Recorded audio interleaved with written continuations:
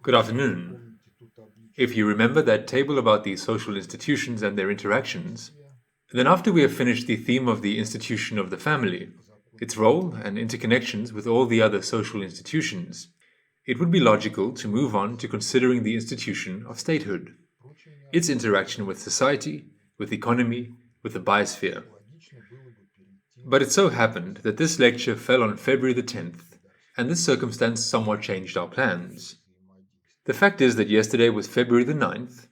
February the 9th is the anniversary of Pushkin's passing away. Among other things, this is a significant and important date in the history of the Russian Navy.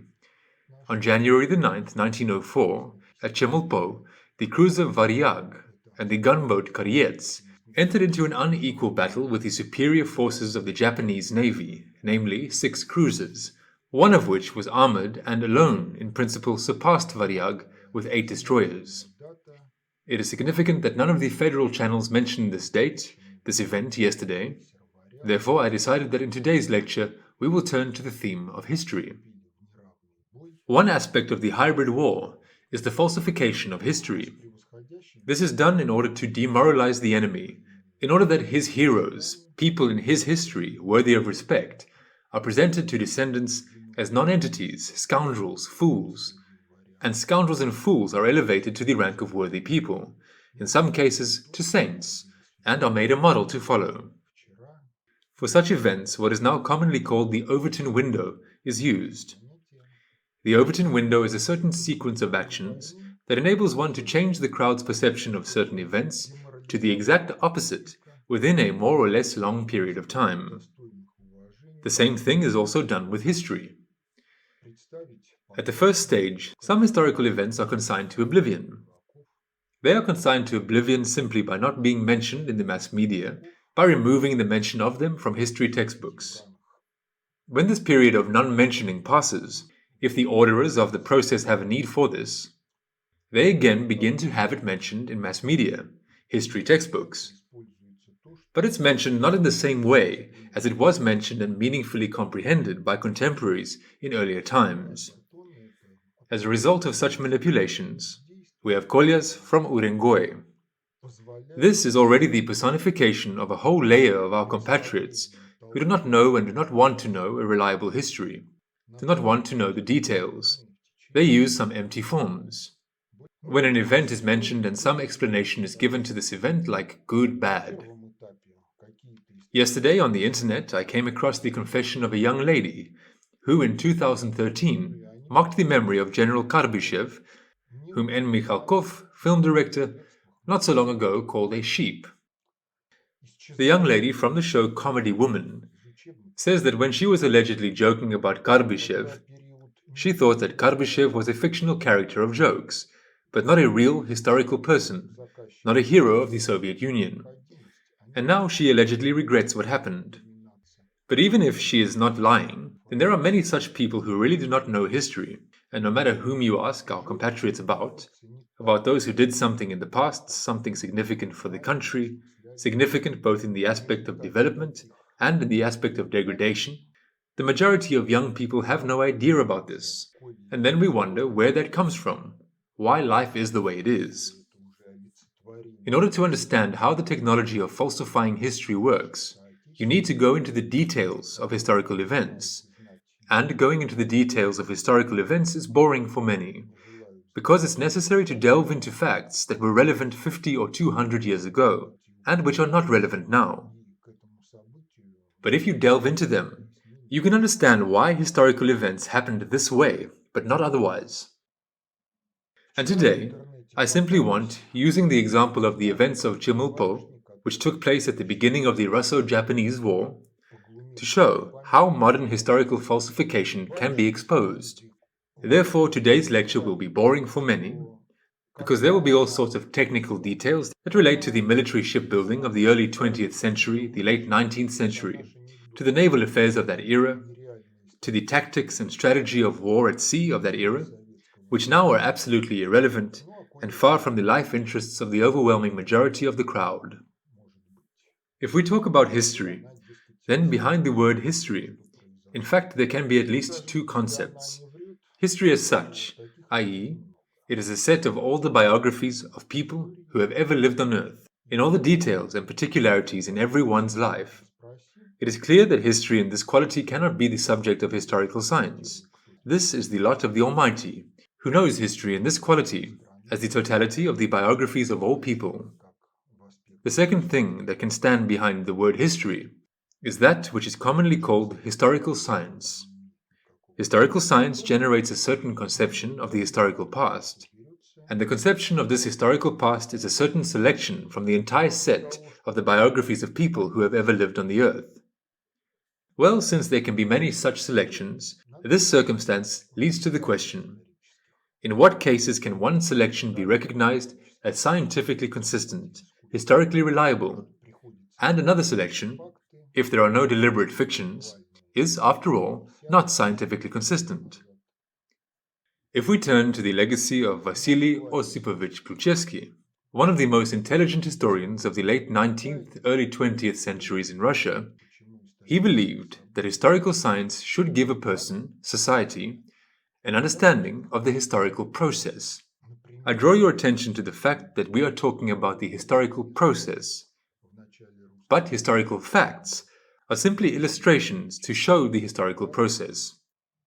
If we agree with this approach, then it turns out that the same historical process can be illustrated by different facts, for the simple reason that if the phenomenon took place, then many people participated in it, and the facts from the biography of one in some way supplement the facts of the biography of another.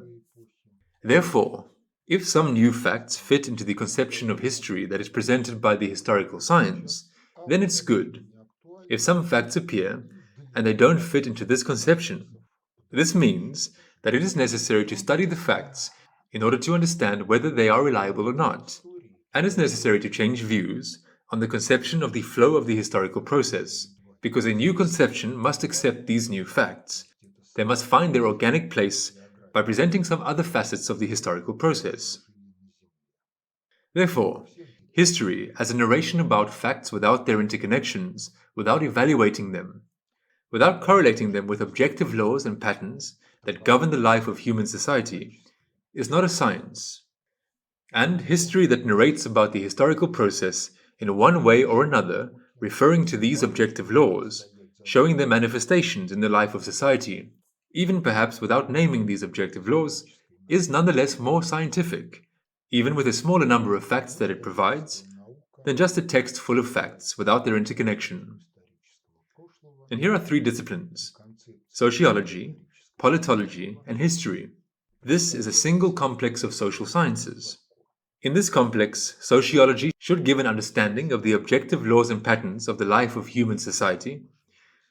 Politology should provide knowledge about how, relying on these objective laws and patterns, to build politics so that society develops but does not degrade. And history should provide the facts that illustrate these objective laws and show what will happen if you violate them, ignore them, try to violate them, and what will happen if you rely on these objective laws in politics and build politics of society in such a way that they will support social development and everything will be fine. Because if we don't know about them, ignorantly ignore them, there will be trouble.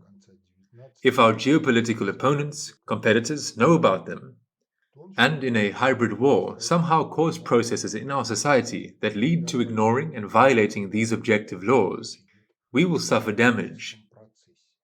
In this regard, it is clear that the role of historical science in social development is far from the last.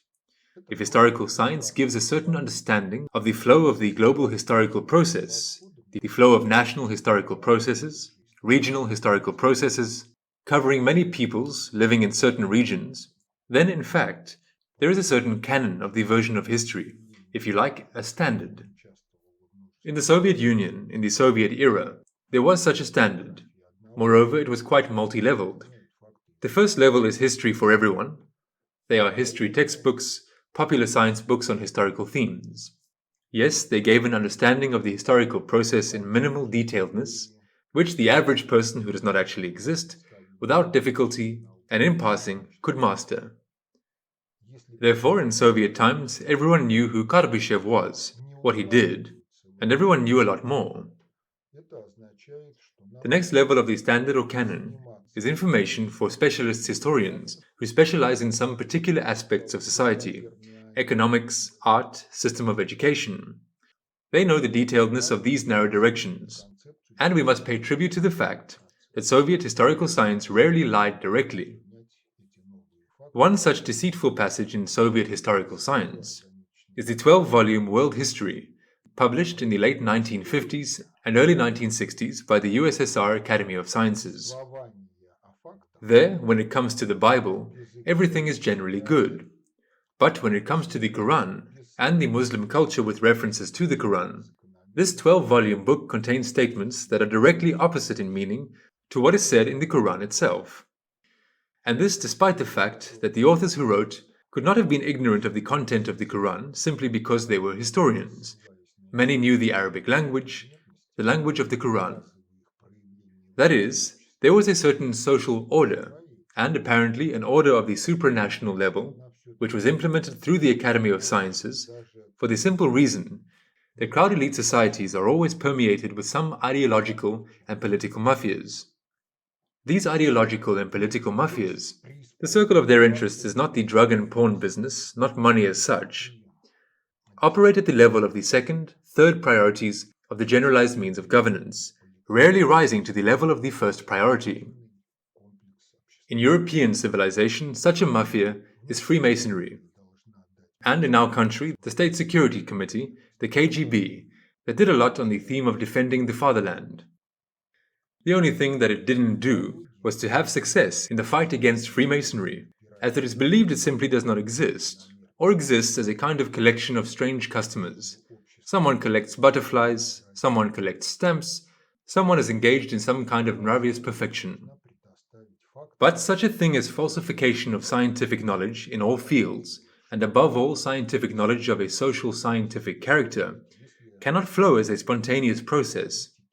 Because spontaneous processes are mostly multidirectional, it's like a cat's concert. But here there is a certain tendency which demonstrates the desire to exclude certain meanings from the perception of the people, and offer them other meanings in the ready-to-use form. Therefore, Soviet science, taking into account this circumstance, did not lie very much, suggesting that fictional facts be accepted as truth. It usually did not say something completely, which created an incomplete understanding of the picture of the historical past, the flow of the global historical process. Well, the question of Freemasonry is one such question. The question of the activities of certain political figures is also from this series. Because in the 1950s, 60s, 70s, what Comrade Trotsky and his associates were doing was impossible to understand, because Trotsky's works were not available. The same applies to the works of Stalin, which, after the 20th Congress, were removed from libraries. This is what concerns narrowly specialized versions and standards of history. Yes, they were ideologized, partly by the ideological apparatus of the CPSU, Central Committee, and partly by transnational Freemasonry. Another level is secret history. Secret history is not restricted use, not special archives, but this is a publication with the classification secret, top secret, and with other higher classifications, which was published by the Ministry of Defense, the KGB of the USSR, for their internal needs, where some facts were reported, the facts that were kept away from the publicly available versions of history. This was necessary so that professionals in these fields of activity could think about what happened in the past. After the Soviet Union was gone, some of this secret history migrated to the public domain. For example, after the fall of Sevastopol, the Gestapo took over the entire underground, simply according to addresses. Why? Because in the building of the NKVD, they found lists of agents that were not destroyed by the valiant employees of the NKVD. In addition, there were facts that seemed to be open. Something may not have been completely said in them, but if one thinks about it, they showed that some of the things that took place in our historical past were the result of either errors or abuses. Here's an example.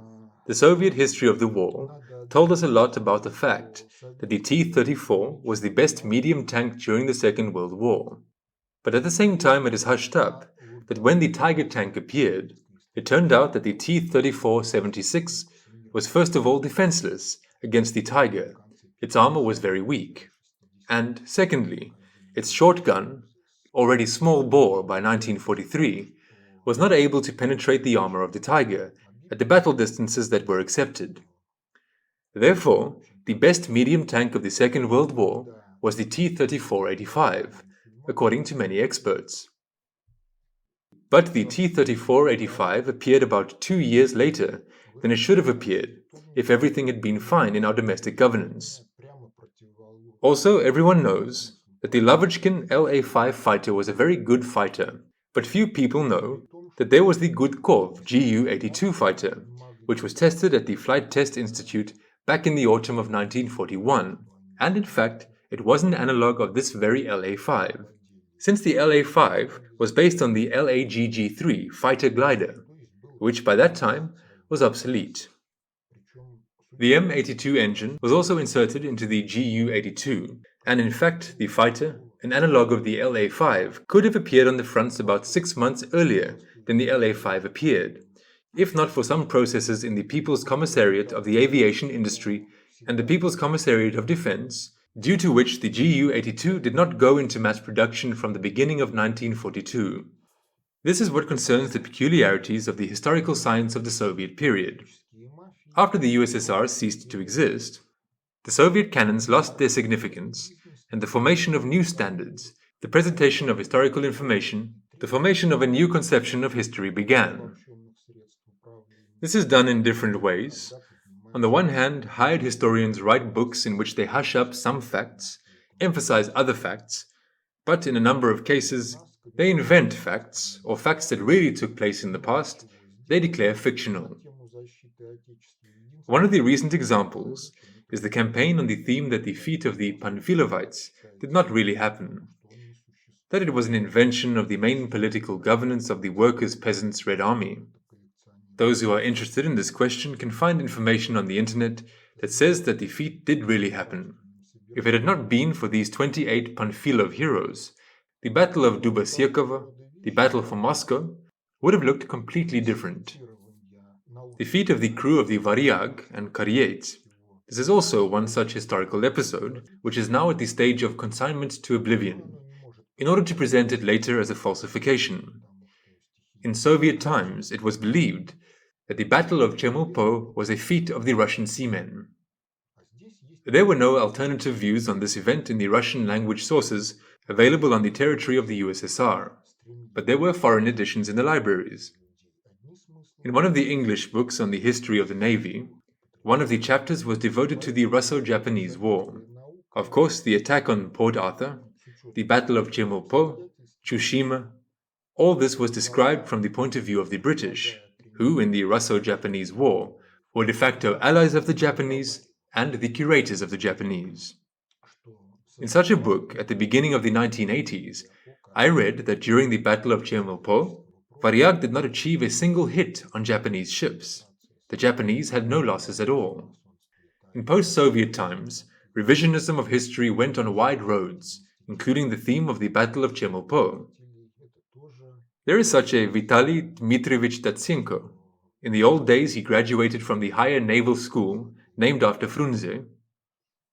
He served in the Northern Fleet, rose to the rank of commander of a minesweeper, then graduated from the Naval Academy, and then allegedly served the motherland at the Naval Military Academy of the Department of the History of Naval Military Art. He became a professor, captain of the first rank, and he published the book Myths and Legends of the Russian Navy, which appeared in several editions. One of the chapters in it is devoted to proving that the feat of the Russian seamen at Chemulpo did not really happen. He did not even prove, but just declared it. Those interested in the history of the Russo-Japanese War in such a way as not to raise resources, look at Dmitry Puchkov's channel. Boris Yulin, together with him, recorded a series of conversations about the Russo-Japanese War. In general, everything is the way they say, except for some technical aspects concerning the Navy, which Boris Yulin, due to the fact that he is a general historian, indeed simply might not have known, for the simple reason that he came across the wrong books. But other books in which these events are described, These details are described differently, but he did not come across these books. Datsenko accuses V.F. Rudnev of the fact that after Japan broke off diplomatic relations with Russia, Vsevolod Fedorovich Rudnev, being the commander of the cruiser Varyag, did not take Varyag and Koryets to Port Arthur. Japan broke off diplomatic relations with Russia on January the 25th, and Varyag from that time until January the 27th, according to the old-style dates, stayed in Chemulpo. Rudnev went to sail to see the Russian envoy, returned, and after that he was forced to engage in the battle at the exit from Chemulpo at the most unfavorable time. The first question is, under what conditions, with what instructions was Rudnev in Chemulpo? The answer to this question is simple. The cruiser Varyag was sent to Chemulpo to indicate the Russian presence in the Far East region of Russia. That is, to demonstrate the flag, and he was directly subordinate to the Russian envoy in Korea, and could leave Chemulpo either with his permission or by order from Port Arthur. There was neither one nor the other, and Rudnev was obliged to follow the instructions that he had. Military people should understand what it means to violate direct prohibitions, and if Rudnev had really violated the prohibitions and taken the ship from Chemulpo immediately after the break of diplomatic relations with Japan, then now Datsenko would write that Rudnev deserted, and instead of carrying out the order, he left the diplomatic mission in Seoul to the mercy of fate and hijacked the cruiser to Port Arthur. The second variant is that Varyag would not have reached Port Arthur either, because on the approaches to Port Arthur, it would have met with the main forces of the Japanese Navy, which were going to Port Arthur, and as a result, the cruiser would have become the first victim of the Russo-Japanese War. Further, Datsenko accuses Rudnev of imitating a breakthrough, but not at all really trying to break through. Allegedly, Varyag had a full speed of more than 23 knots, and within a radius of several hundred miles, it was the fastest ship.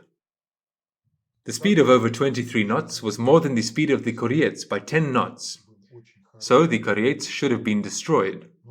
Its crew should have been gathered, and then they could have made a breakthrough, and the speed of just over 23 knots was more than the speed of any of the Japanese cruisers that opposed Varyag. Further, Datsenko says, there were chances for a breakthrough, but Rudnev, due to his absence of professionalism, could not properly use the artillery power of the ship. He imitated a breakthrough and returned to Chemulpo, where he destroyed the cruiser and the gunboat. The officers expected that upon their return to their homeland, they would be brought to justice. Well, it so happened that since the Russo-Japanese War began unsuccessfully, it was necessary to inspire the people to heroic feats.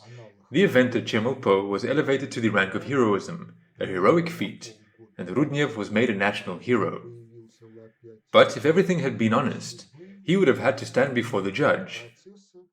And allegedly the officer corps of the fleet knew this. And Rudnev was forced to leave the navy because he was not respected, but not because he allegedly did not show due activity in suppressing revolutionary sentiments in the entrusted to him 14th Naval Crew. Allegedly, these are all myths and legends of the Soviet era. So Datsenko gave this out without any proof? Well, you can also say without proof that Datsenko is lying. And the one who hears both opinions will be faced with the question, which one is lying? Or are both of them lying?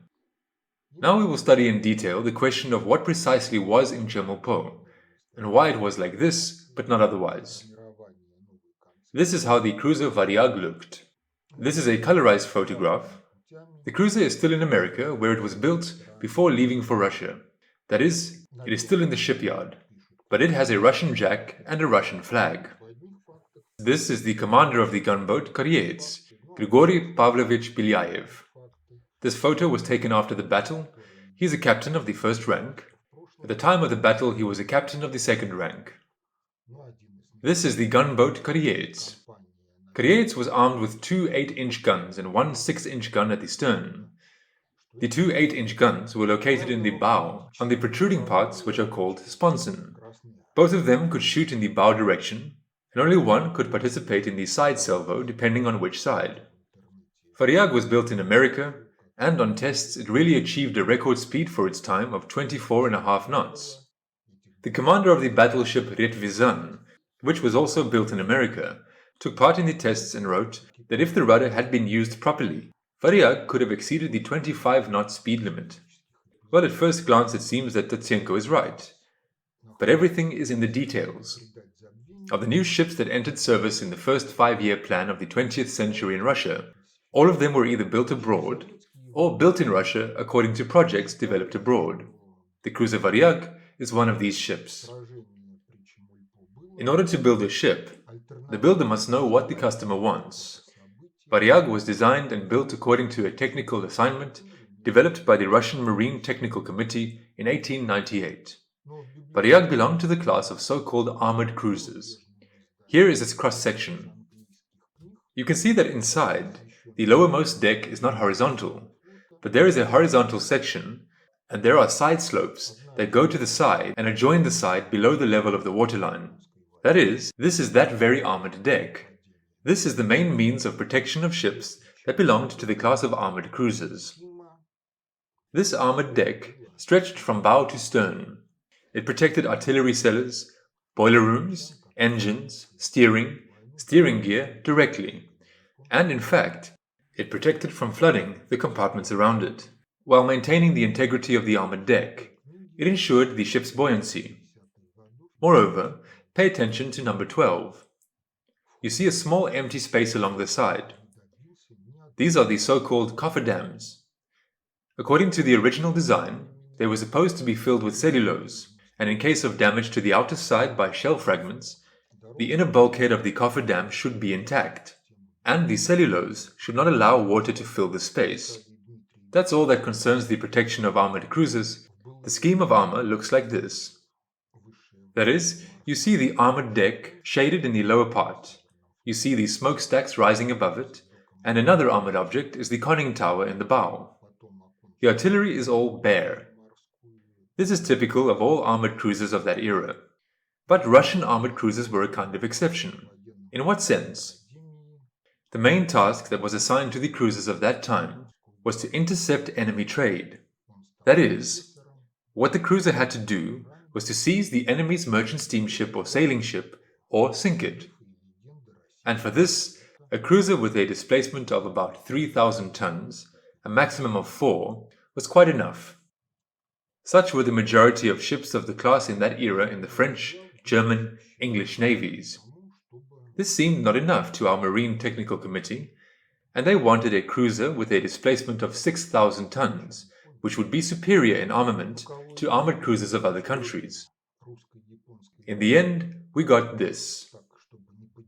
Moreover, according to the technical assignment, 3 projects were developed: Varyag, Askold, and Bogatyr. Askold and Bogatyr were designed and built in Germany. And it is significant that none of the projects met the 6,000 tons of displacement set by the MTK, the Marine Technical Committee, because the MTK wanted to save a lot and wanted to fit a square peg of 6,000 tons into the round hole of the project. The Germans designed and built Askold, and formerly it made 6,000 tons. Its displacement was 5,900, but with half-empty coal pits, as a result of which the cruising range with a displacement of 5,900 was almost half the design. With completely filled coal pits, Askold could pass almost the design range, but its displacement was already over 6,000 tons. The Germans said that the Bogatyr was also 6,000 tons. This was its contract displacement, they made it. But the drawings of Bogatyr were transferred to Russia in order to adapt them to the capabilities of Russia and build several more cruisers. When calculating the theoretical drawing, they found out that the Germans had lied, and the real displacement of the Bogatyr was 6,800 tons. The Americans reported that the Varyag had a displacement of 6,500 tons. In fact, during the period of its service, the real number sometimes exceeded 7,200 tons. That is, the technical assignment itself was fallacious, because on the one hand, they wanted to get a cruiser stronger than the enemy ships. Therefore, its artillery armament was excessive in relation to the task of sinking a merchant ship or a sailing ship. And due to the fact that they wanted to save a lot, its armor protection was practically nothing, and it could not withstand a prolonged battle with a comparable in artillery power enemy ship. This was the main floor of all ships built according to this technical assignment. Here is a photo. This is the bow gun of the Varyag cruiser. The starboard, a 6-inch Cannae gun. The photo was taken during an artillery exercise. Next to the gun there is a gun commander, a horizontal gunner, a vertical gunner, 2 who fire the gun, and there should also be a team of shell carriers. The crew of the gun directly deals with the gun. The team of shell carriers runs from the nearest elevator to the gun and brings shells.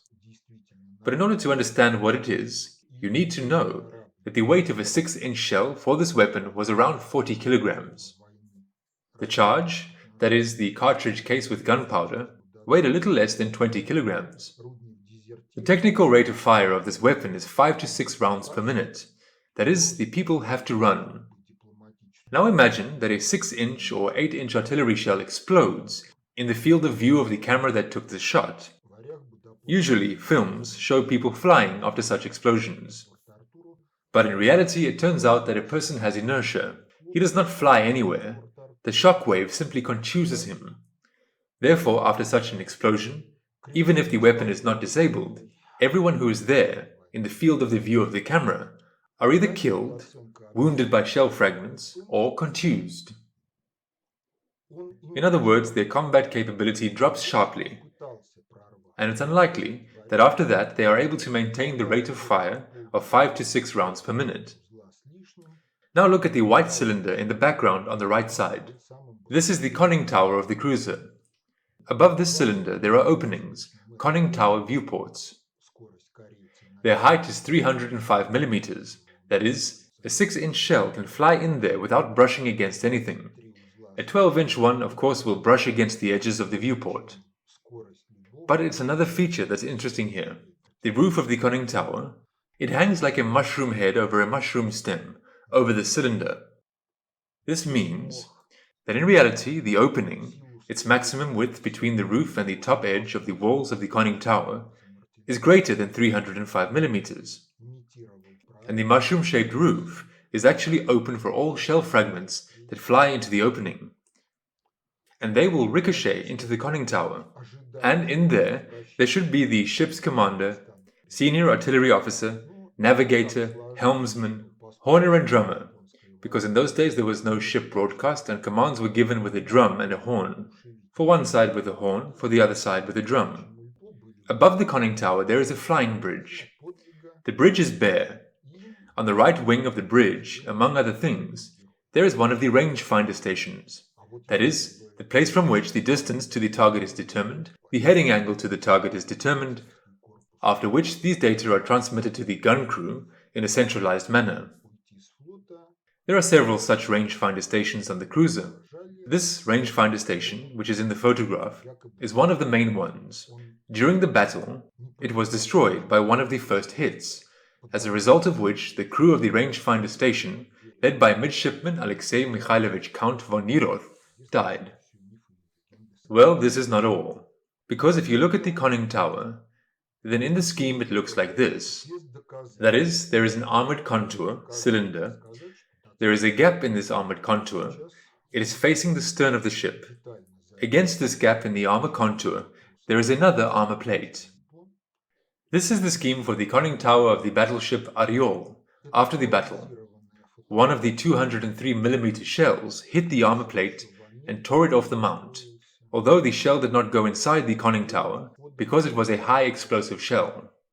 But of the 14 people who were in the conning tower of the battleship Oryol at the beginning of the Battle of Tsushima, by the evening there were only 3 people left.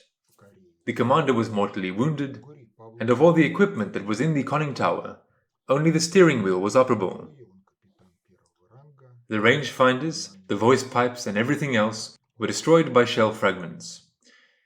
During the Russo-Japanese War, there were several cases when shells flew into the passage between the shield covering the armored conning tower and the entrance. As a result, everyone in the conning tower was killed on the battleship Borodino. The explosion of several shells in the conning tower on the battleship Tsarevich destroyed the squadron commander and many officers, as a result of which the battle was lost on July 28, 1904. On Varyag, one of the shells also exploded in the conning tower passage. Several people were killed. Rudnev was contused and wounded. A shell fragment hit his head. After that, he suffered from headaches until the end of his days. The question may arise, how did this happen? Here, another episode is interesting. In the early 1890s, the Russian cruiser Rurik entered service. She belonged to the class of armored cruisers. She was well armed for her time and made an impression. In response to Rurik, the British built two cruisers, Terrible and Powerful. And in 1897, an article appeared in the British naval press in which the British wrote that if they had known how the Rurik worked, they would never have built Terrible and Powerful, because, in their opinion, Rurik looked scary if you looked at it from the outside. But if you went up to its deck, you could see that the guns were without armor protection, and the explosion of one shell could disable half a dozen guns at once. Therefore, there was no point in building such a ship. Interestingly, it was published in 1897, that is, a year before the Marine Technical Committee worked out the technical assignment according to which the cruiser Varyag was designed. So it cannot be said that the shortcomings of the Varyag suddenly manifested themselves in the course of the battle, because everything was known beforehand. And this is the main enemy of the Varyag, the armored cruiser Asama of the Japanese Navy. Asama also had an armored deck, which, like a turtle shell, covered everything that was important for the life and service of the ship: artillery cellars, engines, boiler rooms, steering gear. In addition, Asama had two belts of armor that protected the waterline, and the height of the belt armor was at least 3 meters. The belt armor partially went underwater, and prevented the occurrence of underwater holes if, at least, the ship was fired on with high explosive shells, armor-piercing shells, at long distances. And besides this, all the large caliber artillery of Asama was in the armored turret. On the bow and the stern there were 4 203mm guns. The armor was 152mm vertical. The roofs of the turrets were 51mm. And other 6-inch guns were in the armored casemates. That is, if a high explosive shell comes, and if it does not fly into the embrasure of the gun casemate, and if it explodes, then nothing terrible happens at all. The cruisers built according to the technical assignment of the Marine Technical Committee in 1898 are an expression of stupidity. This is a scheme of Varyag's damage. On the deck, in the lower picture, there is such a red ellipse. It says, "Fire on the quarter-decks, most likely point." A shell really flew there, and this shell immediately disabled 4 guns, as well as almost half a dozen guns. So in fact the British were right. Nevertheless, the cruiser was built and went to sea trials, in which it achieved a speed of 24.59 knots, and as many believed it could have crossed the 25-knot line if the rudder had been used better. That is, had the ship moved to the left or the right less, but had just moved straight. After the ship left America, she spent some short time in the Baltic, showed herself in all her glory, and went to the far east region of Russia, to Port Arthur. Indeed, the ship was beautiful. According to contemporaries, this was one of the most beautiful ships in its class of that era. After that, the thing begins that Tatsenko either did not know when he wrote, or maybe he does not know now, or it's something that he considered good to hush up. In fact, the whole history of the Varyag's stay in Port Arthur is the history of repairs, because after crossing the Atlantic, and then from the Baltic to the Far East region through the Mediterranean Sea and the Suez Canal, the cruiser could not only not produce a record 24.5 knots, it could not even reach the contract speed of 23 knots. The most it could do was 17 knots. And the question arises, why is this so? The answer to this question is simple. This is because, not being able to shove all the wishes of the Marine Technical Committee into 6,000 tons of displacement, the designers saved on everything that was possible, according to the standards of the ISO. In addition, gross errors were made in the design of the cruiser Varyag. Maybe this was even direct sabotage. So one of the engineers of the Nevsky shipyard inspected the cruiser Varyag in Port Arthur, And in his report he noted that the angles between the cranks of the crankshaft of the engines did not correspond to the design standards, because at such angles on the Varyag, the forces of inertia that arose during the reciprocating motion of the piston groups did not extinguish.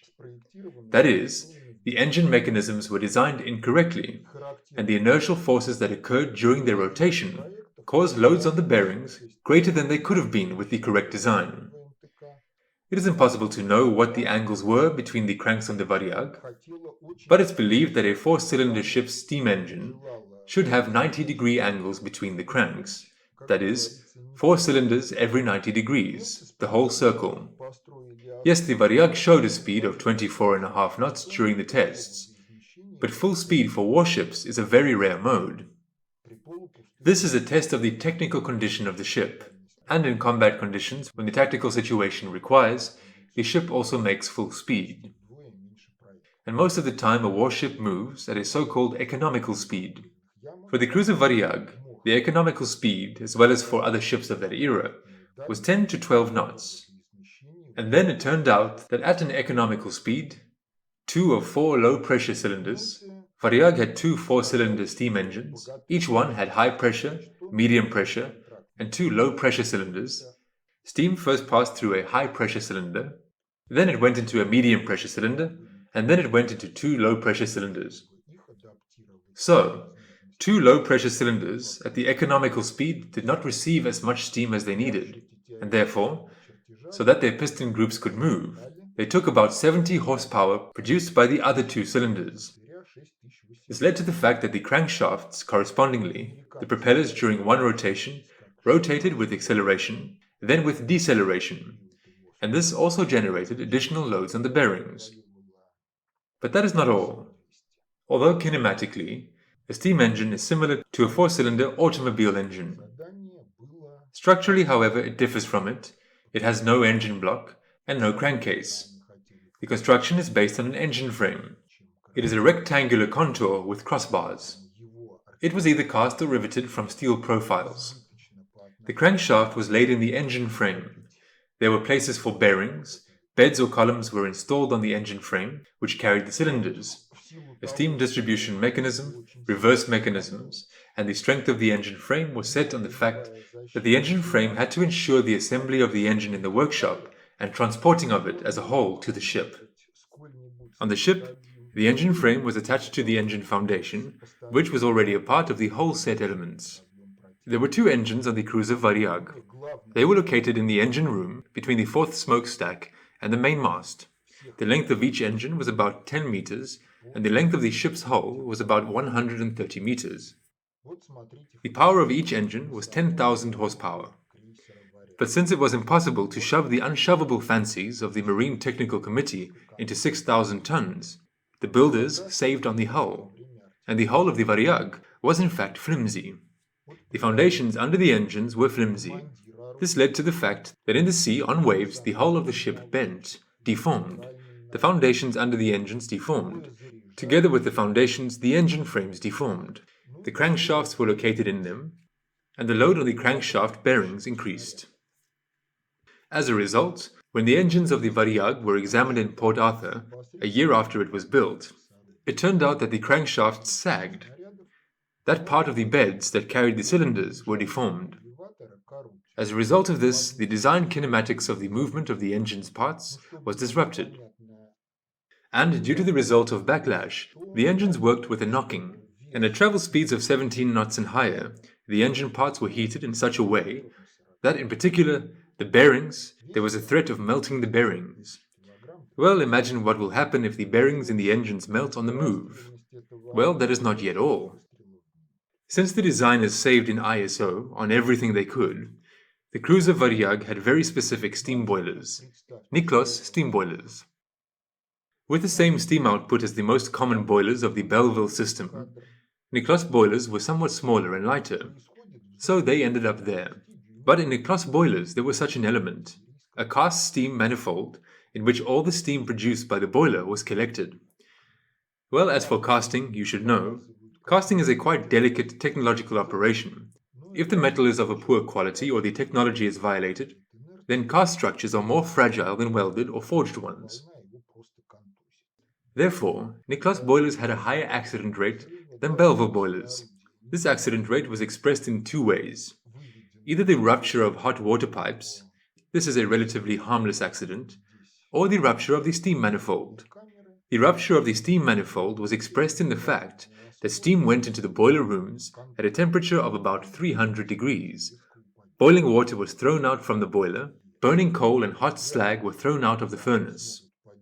On the battleship Retvizan, there were also Niklas boilers, and when the steam manifold burst, 6 stokers got injured, 3 of them died. Therefore, when the rudiments of cracks on the steam manifolds and boilers were found on the Varyag, all the safety valves were reconfigured from a pressure of about 17.5 atmospheres, which corresponds to full speed, to 14 atmospheres, at which the cruiser could make a maximum of 17 knots. But in fact, the cruiser couldn't even make this speed. In order for the engines to work normally, a steam pressure of 15.5 atmospheres was required. And in fact, with such a constructionally defective power-generating system, the cruiser ended up in the Far East region of Russia. Moreover, thanks to the wisdom of the Tsarist government, there were ships in the Far East, but there was not yet a repair base. There was one dock in Vladivostok, and another dock was under construction in Port Arthur. By the beginning of the war, it had not been built, not to mention the fact that there were no full-fledged workshops that could put the ship's power-generating system in order. And throughout the entire time after the arrival before the start of the Russo-Japanese War, the history of the cruiser Varyag is a history of attempts to repair and bring its power-generating system into operation. And by the time she left for Chemulpo, the cruiser could travel in continuous modes at a maximum speed of 14 knots. 10 to 12 knots of economical speed were forbidden for her, because the low-pressure cylinders did not have enough steam. For short intervals, she could reach a speed of 17 knots, which threatened with melting of metal in the bearings, sliding in the engine mechanisms. Well, she could not make more than 17 knots, because it could have guaranteedly led to the destruction of the engine mechanism. The first commander of the cruiser Varyag and the main supervisor of its design and construction was Vladimir Iosifovich Baer. What Baer did in America is a difficult question, but there are publications saying that he was more involved in women than overseeing the design and construction of the cruiser entrusted to him. In addition, Baer was one of the face punchers. On Varyag, face punching flourished in relation to the lower ranks.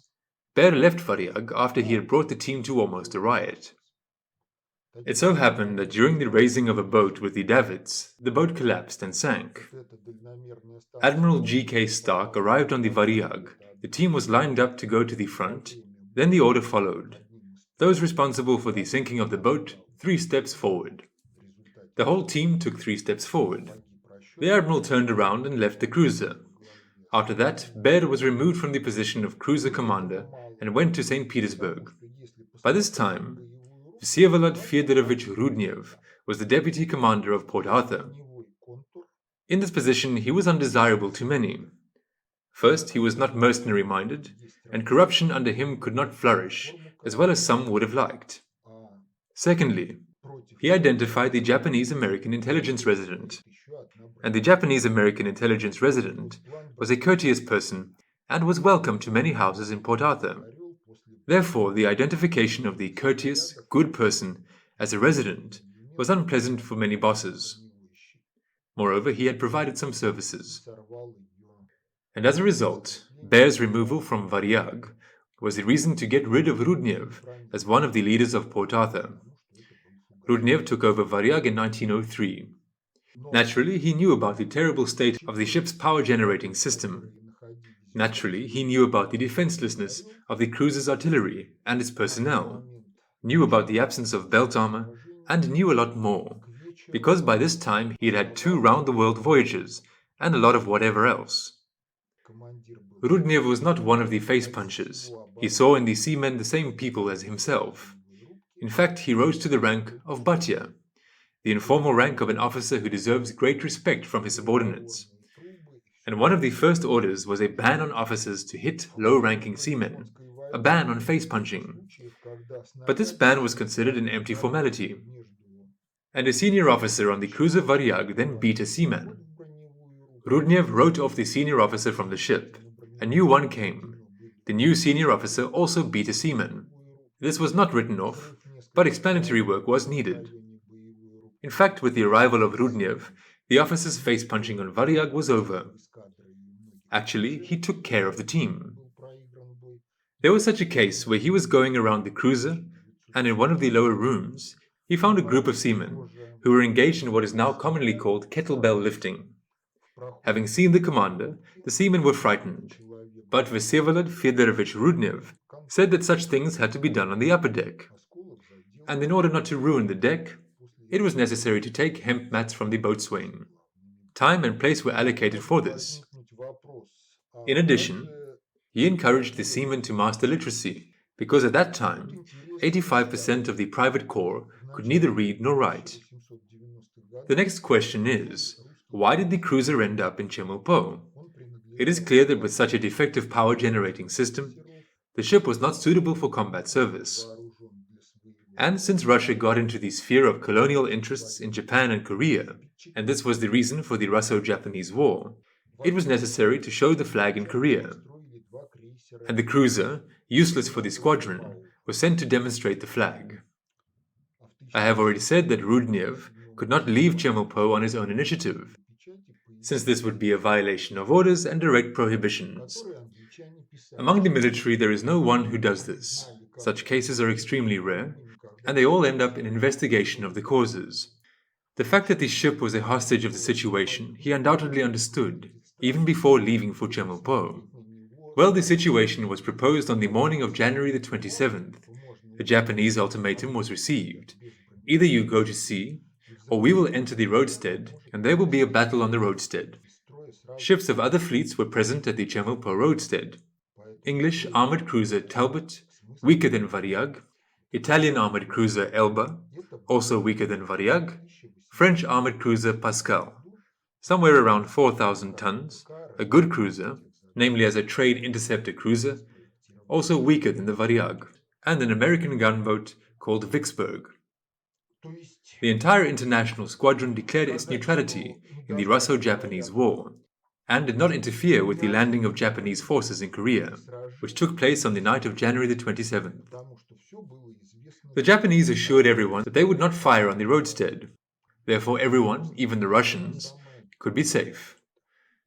The night passed under the searchlights of Japanese ships.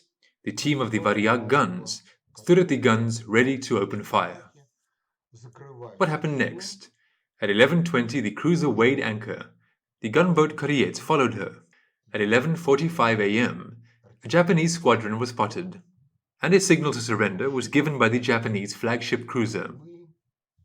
Rudnev did not answer it, and Varyag raised top flags. That is, the flags had to be on the tops of the masts, which indicated that the ship was fighting. And from a distance of 48 cable length, that's a little less than 5 nautical miles, one cable length is a tenth of a nautical mile, the cruiser opened fire. The Japanese opened fire earlier, and then the following things started. The Japanese had telescopic sights on every gun. In every turret, there were no telescopic sights on the Varyag. That is, aiming a gun was about the same as aiming a sniper rifle. There is a front sight, there is a rear sight. You just need to combine the front sight with the rear sight at a certain angle, and then you fire. There were no optical rangefinders on the cruiser Varyag. There were so-called rangefinder stations. The principle of the operation of that station is as follows. The rangefinder station determined the angular dimensions of an object. Usually it was the height of the masts of the enemy's ships. After that they looked into the naval reference book, which indicated the ship towards which they were supposed to fire. The height of its masts was indicated. These data were entered, and according to trigonometric formulas, the angular dimensions, the height of the masts, was recalculated into the distance to the target. The distance to the target and the heading angle to the target were passed to the guns. There it was necessary to combine 2 arrows and then open fire. Well, it's clear that if you change the height of the masts, or enter deceitful data into the naval reference book, then the first shots will go down with undershooting or overshooting, and you will have to somehow correct the fire. Therefore, the shooting accuracy of the Varyag was doomed to be significantly worse than the shooting accuracy of the Japanese. Varyag concentrated fire on the most powerful enemy, on Asama. I showed you the armor drawing of the Asama. And as Rudnev noted in the report, and as the foreigners confirmed, the cruiser achieved several hits. Asama's aft turret was disabled, she had a fire, and Asama was out of combat for a while. Now the next question is, did Rudnev imitate the breakthrough or not? In fact, the statements of Dotsenko and others like him that the cruiser was a record holder are not historically confirmed, and it was slower than any of the Japanese cruisers.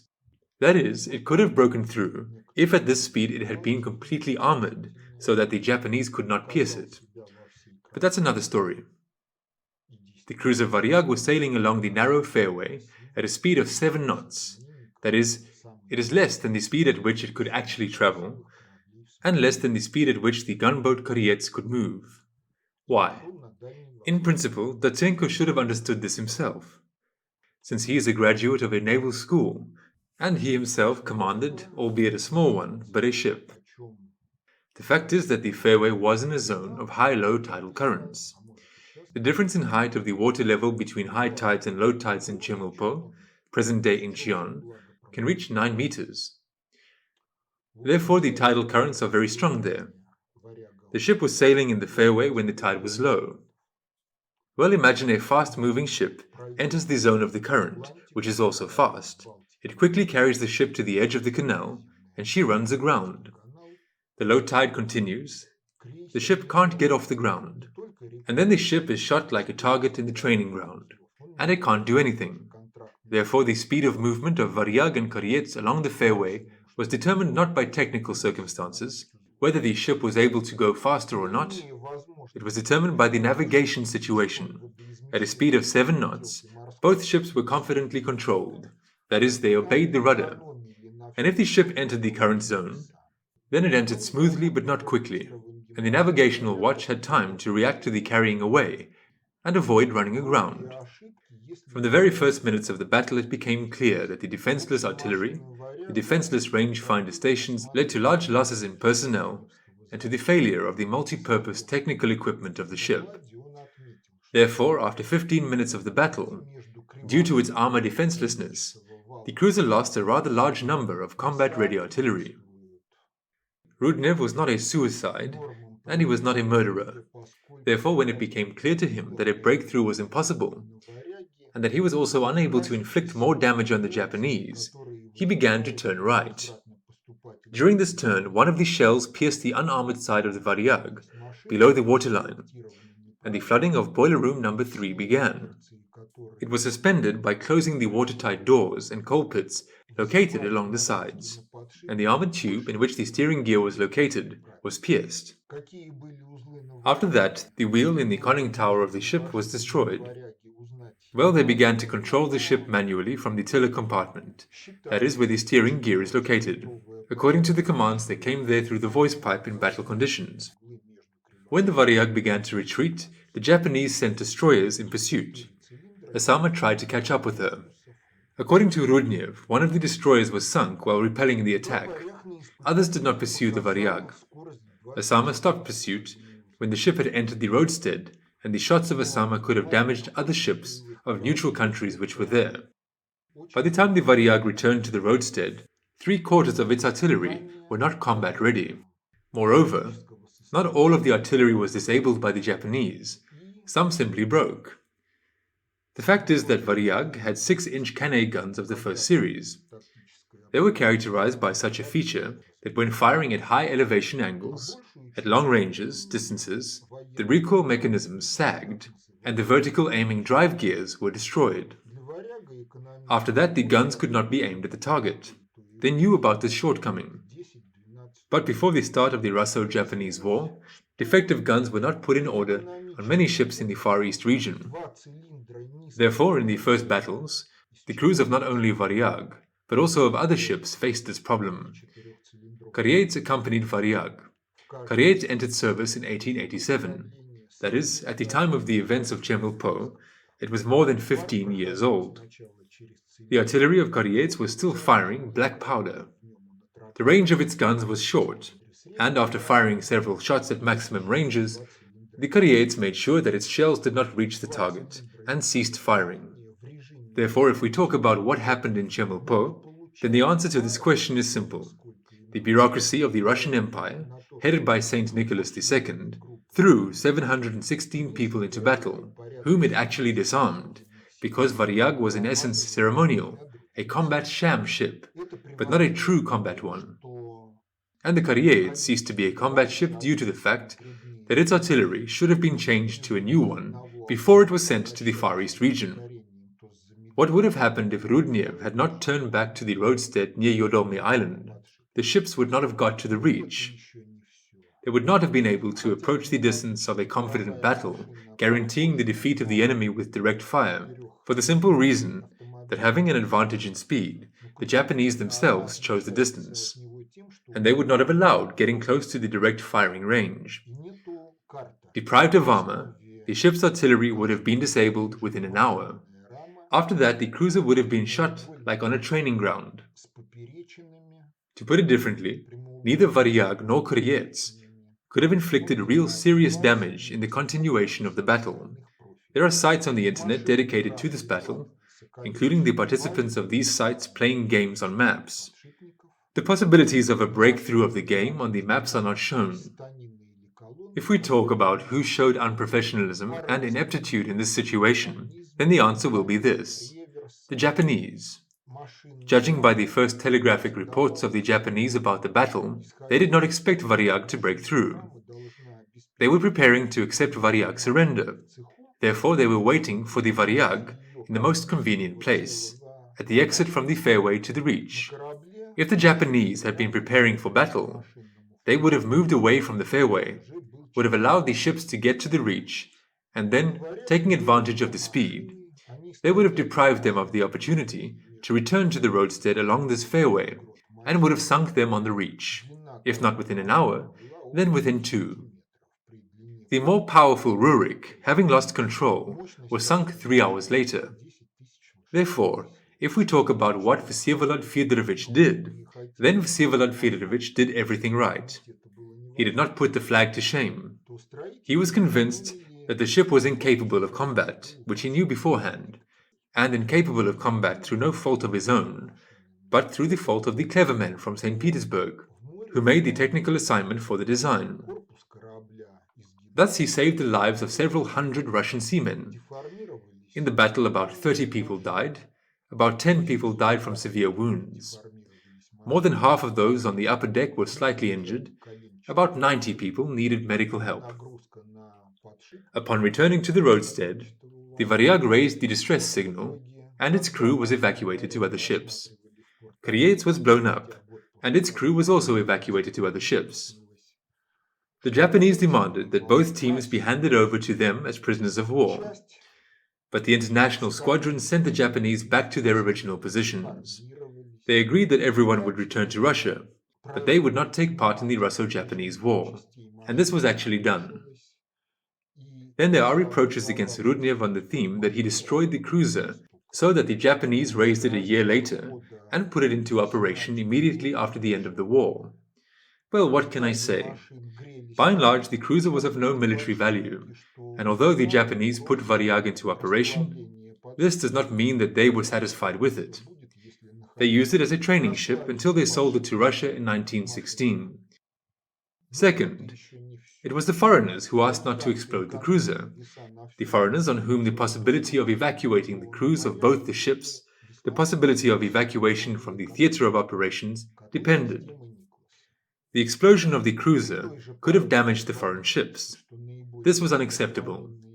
The requirement that Rudnev destroy the cruiser so that it could not be restored, in fact implies that he should have been guided by the fact that the Russo-Japanese War would be lost, and after the war, the cruiser would be raised by the Japanese, not by the Russians.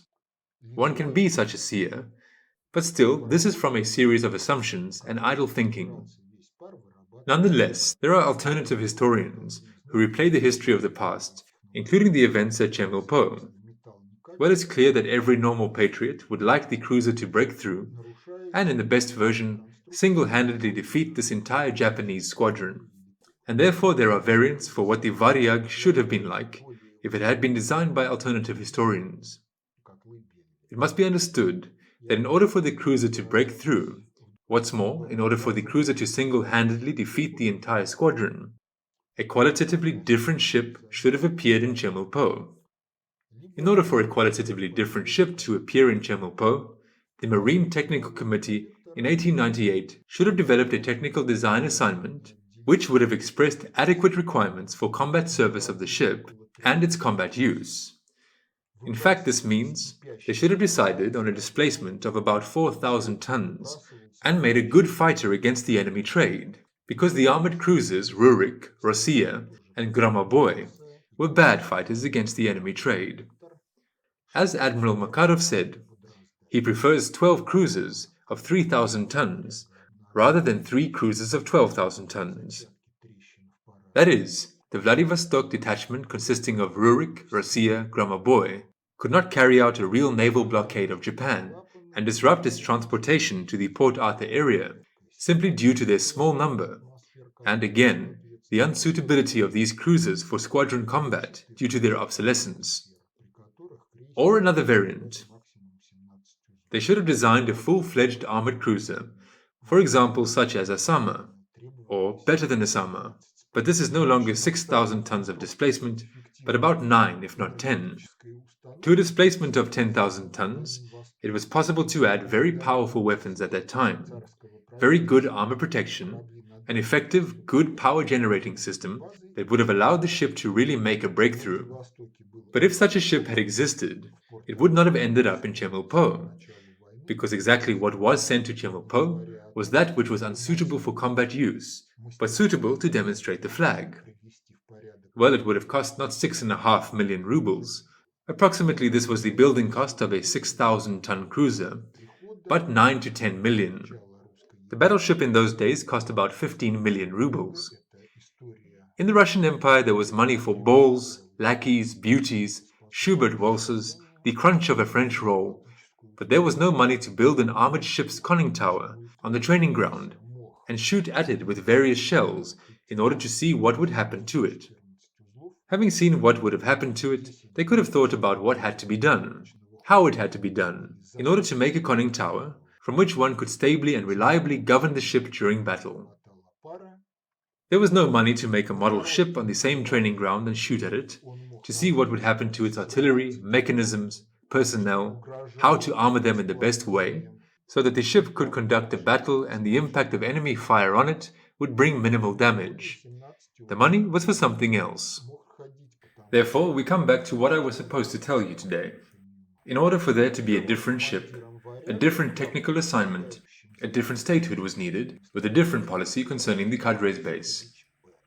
And in order for there to be a different statehood, a different society was required, with a different mentality, a different raviousness, which would have generated a different psychodynamics. That is, in order to win the Russo-Japanese War, or in order for the Russo-Japanese War to never be in history, it was necessary to continue the politics of the original national development of Nikolai I, but not to imitate civilized Europe, which Alexander II did, which Alexander III was not able to completely extinguish, and which again Nikolai II resumed. So if Nikolai II had continued the politics of the original national development of Russia, then the Russo-Japanese War would not have happened, because it was provoked by Russia itself. Russia would not have been involved in the First World War. If internal politics had been aimed at the development of society, then given the duration of intrasocial culturological processes, most likely by the beginning of the 1940s, the Russian Empire would have had much more power than the Soviet Union had, which had to recover after the 1917 revolution, after the damage caused by the First World War, the damage caused by the Civil War, the damage caused by the economic blockade of the country, which actually lasted with varying degrees of intensity until the outbreak of the Second World War.